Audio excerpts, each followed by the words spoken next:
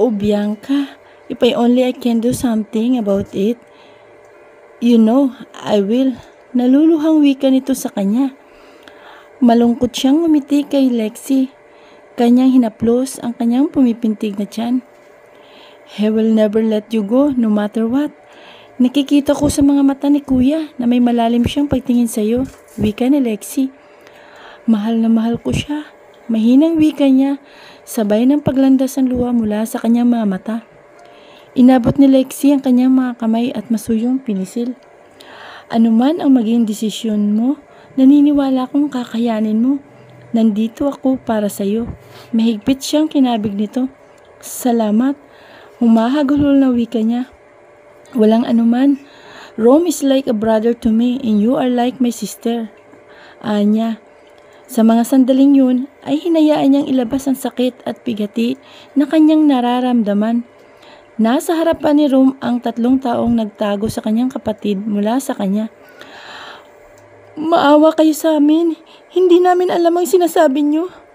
Hiyaw ni Anita, ang nakababatang kapatid ni Abel. Maawa? Naawa ba kayo ng maluloko mong kapatid sa paglalayo niyo sa akin kay Bianca? Galit niya sigaw rito. Rome, pigil sa kanya ni Brian. Nilingon niya ito, tinawagan niya si Brian para ipaalam dito ang natuklasan niyang drug-induced amnesia ng kapatid. Kasama nito si Kyle. Nasa isa sa mga warehouse niya si Anita, kasama ang asawa at bayaw nito na siyang nagtuturok ng droga sa kanyang kapatid. Simula ng araw na nawala ito sa kanya hanggang sa namatay si Abel. Sino? Sino ang nag-utos sa inyo? Galit na galit niyang sigaw rito.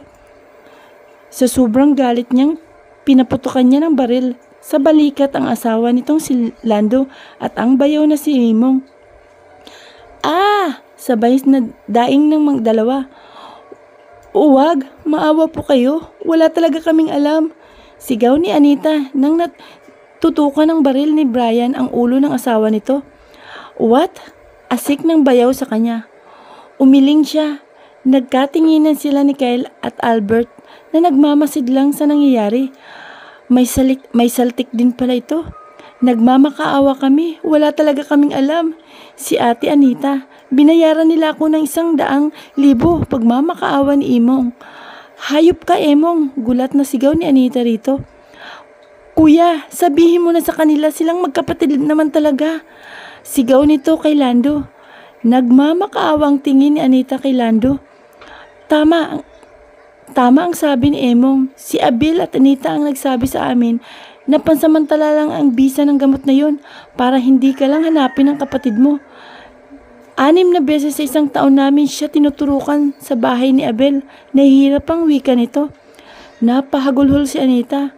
Lando, nalalaking mata na wika nito sa asawa. Ngayon, Anita, sino? Malamig niyang wika sa babae.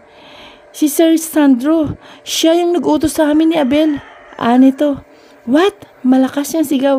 Ang sabi ni Sir Sandro, kailangan lang na manatiling buhay si Bianca hanggang sa ika-25 na birthday nito. Para mapaniwalang kapatid ni Abel ang ina niyo, ay tinuturukan namin siya ng gamot para unti-unting mawala ang alaala niya. Si Sir ang nagbigay ng gamot sa amin. Kailangan lang mapaniwala namin siya sa kwento na hinabi namin. Umiiyak na sad nito. Rome was shocked. Nanghihinang tumalikod siya. Nanginginig ang buong katawan niya sa galit nang pumasok siya sa isang silid sa warehouse. Sino si Sandro? Tanong ni Brian habang sinusundan ng tingin ng bayaw. Si Sandro Henares po, Gob, ay kapatid ng ina ni na Lady Bianca. At Master Rome, sagot ni Albert sa kanya. Bakas ang pagkagimbal at pag-aalala nito kay Rome. Bakit niya gagawin ang ganun sa sarili niyang pamangkin? Takang tanong ng kanyang kapatid. Gob, alam niyo ang tungkol sa kasunduan ng inyong ama at ni Don Lucas, di ba? Tanong ni Albert sa kanya. Tinanguan niya ito. Ang alam niyo lang ay ang merger ng business ng mga Santillan at Villaferte. Hindi niyo alam na ang sinumang maging asawa ni Lady Bianca ay kasama nitong magmamana ng Inares Empire. Hayag nito sa kanila. Bakit ang asawa ko? Kunot noong tanong niya. Bakit hindi kasama si Rome o ang Sandro na yun? Dahil si Lady Bianca po ang kaisa-isang babaeng inaris na isinilang maliban sa kanyang ina. Ayon sa tradisyon ng pamilya, ay tanging babaeng inaris lang at ang magiging asawa nito ang siyang kaisa-isang magmamana ng lahat ng kayamanan at kapangyarihan ng kanilang pamilya. Kailangan manatiling buhay ang ika-4 na henerasyon na babaeng inaris hanggang sa ika-25 na kaarawan nito. Pagsapit ng ika-26 na kaarawan nito ay mawawala na ng bisa ang tradisyon. Mahabang salaysay ni Albert. Well, that was 1/6 tradition. Bulalas ni Kyle. Si Lady Beatrice ay ikinasal sa edad na 18 kay Don Lucas dahil nagtanan sila. Wala na dapat bisang tradisyon kung lalaki muli ang isinilang ni Lady Beatrice. Dagdag na saad ni Albert. Do you think my grandfather and my father knew about all of this? Nagtatangis ang kanyang panga. Sana mali ang kanyang iniisip. Hindi ko sigurado, Gob. Maliban na lang kung sinabi ni Don Lucas sa pamanyo noong nagkasundo sila. Tugon ito sa kanya. Matapos ang tradisyon na asawa ko, anya. Oo, Gob, si Lady Bianca ang ika-4 na henerasyon. Wika ni Albert. Gob, hanggang ngayon ay nananatiling lihim ang lahat, maging ang inyong pagpapakasal. Kaya sa tingin ko, alam ng inyong ama ang tungkol dito. Paano mo nasabi na si Papa? Wika ni Kyle. Dahil kung alam na ng mga inaris at ng organisasyon, you are a dead man, Gob. Kung may mag-aasawa si Lady Bianca ay nanaisin ng organisasyon na member nito para makontrol nila ang Inaris Empire. Seryosong wika nito. Kumuyom ang kanyang mga kamao. Wala siyang pakialam kung ano mangyayari sa kanya. Ang inaalala niya ay ang kanyang asawa. Gob, mananatili na sa kulungan ang tatlong ito hanggang sila ang sumuko at magnais na mamatay. Malamig na wika ni Albert habang nakatunghay kina Anita na walang malay. Salamat, Albert. Tinanguan niya ito. Anong gagawin mo, kuya? Hindi ito ang inaasahan ko na malalaman natin. Sambit ni Kyle na nang makaalis si Albert. We need to stick to the plan no matter what. At determinadong wika niya. Kailangan nating magmadali kung ganun. Buti na lang na agapan nila Papa. At walang information about Bianca. Kung hindi, mahihirapan tayo. Wika ni Kyle sa kanya. Let's go. I need to see my wife. Wiyaya niya sa kapatid. Tumango ito. Tinanaw niya ang silid na pinasukan ni Rom. Nag-aalala din siya para rito. Mikirida, bati ni Brian sa kanya sabay halik sa kanyang mga labi. Brian, gulat niyang usal. Do you miss me? Nakangiting tanong nito. Tumango siya. Namamasa ang mga mata niya.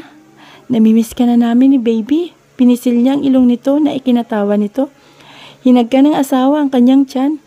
Baby, bihib ka ba? Nagdala ko ng strawberry kiwi shake at lala chocolate para sa inyo ni Mami. Naluluha si Bianca sa pakikipag-usap nito sa kanilang anak. Tinanggap niya ang tumbler ng shake na di niya napansing dala-dala nito. Salamat, Gob. Nakangiting wika niya. Lovebird, stop being cheesy. Tatawa-tawang wika ni Essex sa kanila. Shut up. Nakangising wika rito ni Brian. Na-sit up na namin si Ezekiel. Ang mga fireworks, wika nito at umupo sa katapat nilang sopa. Good, you may go now. You are disturbing us. Taboy ni Brian kay Essex. Aba kuya, wag mo naman ganyanin ang kagapuhan ko. Nakangising sagot nito. Essex Sander Miller Villaferte, malamig na tawag ng asawa sa pangalan ng bunsong kapatid. Okay, nakataas ang kamay, naiiling-iling ito. Nakayakap ito sa kanya si Brian. Abalang lahat ng mga taga-hacienda. Malapit nang lumubog ang araw pero wala pa din ang kanyang kapatid. Kanina pa niya ito tinatawagan. Are you okay, mi querida? Tanong ng asawa sa kanya. Yes, nag-aalala lang ako. Wala pa si kuya. Anya, he will come no matter what. This is your first New Year together after more than a decade. Masuyong wika ng asawa. Alam ko, naniniwala akong darating si kuya. Nakangiting wika niya. Malungkot ang kanyang asawa. Ilang oras na lang ay bagong taon na. Hindi pa din dumadating si Rom. Hindi ito sumasagot sa tawag niya. Kahit si Albert ay hindi alam kung nasaan siya. Mi querida, anong gusto mong kainin? Ayos lang ba kayo ni baby? Masuyong tanong niya sa asawa. Opo, Gob. Okay lang kami ni baby. Brian, gusto ko ng kale. broccoli, and carrot shake. Mahinang wika ni Bianca sa kanya. Okay, mi querida, I will get it for you. Anya, ikaw ang gagawa ha? Anito, hinagkan niya mga labi nito. Promise mi querida, wait me here. Okay, dagdag niya. Okay, sige, thank you Gob. Anito, inayos niya muna ang pagkakaupo ng asawa at muling hinagkan ang mga labi nito. What is that, kuya? Nakangiwing wika ni Deji sa shake na isinasalin niya sa tumbler. Kale, broccoli, and carrot shake. Ani niya. Bianca, singit naman ni Juan Miguel. Yes, bagong pinaglilihan niya. I guess, tugo niya sa mga ito. Kuya, humahangos na sigaw ni Esik sa kanya. What? Anong nangyari? Tarantang tanong niya. Si Bianca galit na galit sa akin. Reklamo nito. Damn Essex, akala ko kung ano na. Sinamaan niya ito ng tingin. Kuya, your wife got mad. Binato ako ng cellphone. Buti na lang nasa loko. Nangingising wika nito. Bakit? Ano bang ginawa mo? Tanong ni DJ. Kinain ko kasi yung lala na ubos ko. Natawa-tawang wika nito. What the hell, Essex? That's the last box. Bulyaw niya rito. What? Saan ba nakakabili ng lala? Tarantang tanong nito. Che, bakit mo kasi inubos? Sabay na wika ni DJ at Miguel. Hindi siya kumibo at dali-daling pinuntahan ang kanyang asawa. Naabutan niya itong kausap ng kanyang mama at ng kanyang lola. Mi querida, wika niya. Brian, nakangiting wika nito. Nang makitang dala-dala niya ang shake. Bianca's eyes is delighted na pinagtataka niya. May nakita siyang 2 boxes of Lala chocolate sa harapan nito. Where did it came from? Tukoy niya sa chocolates. Iho, pinabili ko yan kahapon. Buti na lang. Nakangiting wika ng mama niya. There's more in the library. Bulong naman ang kanyang lola. Gracias mama. Ay abuela. Masayang pasasalamat niya. Are you feeling better now? Tanong sa kanya ni Brian. Bigla siyang nahilo kaya nagpahinga muna siya sa silid nila sa mansyon. Oo, ayos ng pakiramdam ko. Anya. Good. 2 hours pa naman before midnight. Masuyong hinahaplos nito ang kanyang buhok. Nakayakap sila sa isa't isa. Wala pa ding tawag si kuya. Malungkot niyang wika. Mi querida, usal nito. Brian, alam ko at nararamdaman ko na may problema si kuya. Pwede mo bang alamin para sa akin? Pakiusap niya rito. Matagal bago ito nakasagot. Tumikhim ito. Sige, mi querida, tugon nito. Salamat Gob. Binigyan niya ito ng halik sa pisngi. Ouch! Daing nito na ikinabahala niya. Napabangon siya. Anong problema? Saan ang masakit? Nag-aalalang tanong niya. Natawa ito. Ang sakit sa pisngi lang. I need more than that. Nakangisning wika nito at buong init nitong inangkin ang kanyang mga labi. Tumugon siya sa mga halik na asawa at mga paghaplos nito. Maya-maya ay saksi ang 4 na sulok ng silid sa mainit nilang sandali. Master, bulalas na bungad ni Albert kay Rom. Duguan ito. Nag-aalalang nilapitan niya ito. Master, saan kayo nang galing? Hinahanap kayo ni Lady Bianca. Ano pong nangyari? Tanong niya. This is not my blood. Get ready. Pupuntahan ko ng kapatid ko. Malamig nitong wika at dire-diretsyong pumasok ng mansion. Albert, kumuha ka ng top assassin natin. I want them to guard Bianca from anyone else. Even the Villafuerte. Di humihinga ang wika nito. Masusunod, Master. Magalang na wika niya. Nagtatakang sinundan niya ito ng tingin. Nag-aalala si Albert na mas mapanganib ang Rominares na nakikita niya ngayon. Ilang minuto na lang ay magpapalit na ang taon pero wala pa ang kanyang kapatid. Bumuntong hininga siya. Akmang tatawagan niya ito nang magsalita ito sa harapan niya. Baby sis, ani nito. Kuya, maigpit niya itong niyakap. Bakit ngayon ka lang kuya? Tanong niya rito. Sorry baby sis, mainayos lang ako. I miss you. Nakangiting wika nito. I miss you to kuya. Salamat at nakarating ka. Naiiyak na wika niya rito. Darating ako kahit anong mangyari, baby sis, darating ako. Lagi mong tatandaan yan. Masuyong wika nito sa kanya. Kuya, mahinang usal niya. Gagawin ko ang lahat. Ang lahat-lahat para sa'yo. Masuyong bulong nito sa kanya. Rome, mi querida, wika ni Brian. Kumalas sila sa mahigpit ng yakap. Inakbayan siya ng asawa at masuyong hinagkan sa sentido. Nakakapit naman ang kanyang kamay sa braso ng kapatid. Pumikit siya at umusal ng panalangin. Panginoong Diyos, salamat po sa sandaling ito. Sa mga kamay mo, Panginoon, ay buong puso kong pinagkakatiwala ang aking buhay. Kasabay ng pagdilat niya ay ang pagkalat ng nagagandahang fireworks. Kasabay ng paghalik ng kanyang kapatid at asawa sa magkabilang pisngi niya. Where's Bianca? Tanong ni Rom sa kanya. She's sleeping now. Maghapon kang binintay ng asawa ko. Where have you been? Tanong niya sa bayaw. I took care of something. Sagot nito. That man na kumausap sa kapatid ko. Where is he? Seryosong tanong nito. My people are monitoring him. How about the other thing we've talked about? Inabutan niya ito ng whiskey na nasa bar sila ng mansyon. Silang dalawa na lang yata ang gising. It's all set. No one should know about this. Madiing wika nito. Tumango siya at nilagok ang laman ng kanyang baso. Have to go, baka magising si Bianca. Happy New Year bro, anya. Happy New Year, anito. Nagising si Bianca mula sa mumunting halik ng asawa sa kanya. Good morning, mi querida. Masayang bati ni Sus sa kanya. Good morning, Gob. Nakangiting tugon niya. This is the best New Year. Waking up with my beautiful wife. Nakangising wika nito sa kanya. Kinikilig na nginitian niya ito. Pinaulan na naman ng asawa ng mga mumunting halik ang kanyang buong mukha. Gob, time out. Pigil niya kay Brian.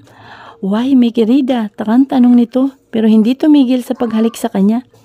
Bahagyang tinulak niya ito at dali-dali siyang bumangon at tumuloy ng bathroom. Hinang-hina siya. Hinagod ni Brian ang kanyang likuran. Mi querida, how do you feel? Hinilamusan niya ito ng kanyang mukha. After niyang mag-toothbrush ay pinangko niya siya ng asawa. Dahan-dahan siya nitong binaba sa kama. I think we should call Dr. Jesus. You are so pale, mi querida. Nag-aalalang wika ng asawa sa kanya. Brian, nangihinang wika niya sa asawa. Sobrang sama ng pakiramdam ko. Mahinang daing niya. That's it. I will call Dr. Jesus. Hinagkan siya nito at tinawagan ang doktor. Nangihinang ipinikit niya ang mga mata. Gob, can I check your wife alone para suri ko siya, wika ni Doktora Jesus. Is everything okay? Nag-aalalang tanong ni Brian rito. I will let you know, Gob, as soon as I am done checking Mrs. Villapuerte. Tugon ito sa kanya. Okay, masoyong hinagkan niya ang asawa. Kuya, what happened to Bianca? Nag-aalalang tanong ni Lexi sa kanya.